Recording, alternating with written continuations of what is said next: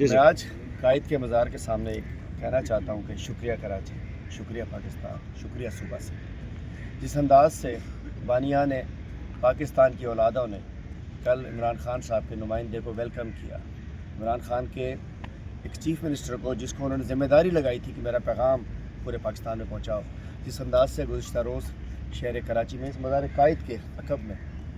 لاکھوں کی تعداد میں موبلائز ہوئے، ہزاروں کی تعداد میں جگہ پر اکٹھے ہوئے، اس کے لیے میں اس چیز کا ثبوت ہے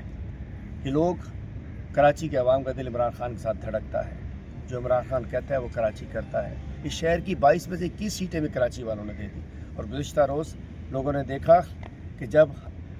3 روز پہلے فسطائیت 2 روز کر دی گئی، رات کو آ کے پولیس نے آ کے ڈنڈے ماری، گاڑیاں توڑی، سب کچھ کی، اس کے باوجود خوف کا بت توڑ کر کل کراچی موجود تھا۔ تو انشاءاللہ عمران خان صاحب کی رہائی تک حقیقی اس پاکستان کا جس کا خواب علامہ اقبال نے دیکھا، جس کی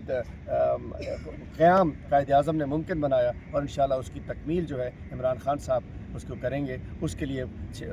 شہر کراچی اور میں خاص طور پر تنظیم کراچی کا، اپنے ورکرز کا، ان کا بھی شکر گزار ہوں جنہوں نے انتظامات سنبھالے، اور ان شرکا کا بھی شکر گزار ہوں جو یہاں آئے، اور میں تمام مہمانوں کا جو کراچی تشریف لائے، ہماری اماں جی تشریف لائی ہیں، بسرا صاحب موجود ہیں، نیم پنجوتا صاحب موجود ہیں، عمر ڈار صاحب موجود ہیں، اور خاص طور پر ہمارا ایک وہ لیڈر جو عمران خان نے گفٹ دیا ہے پارٹی کو کہ انہوں نے اپنی وکالت چھوڑ دی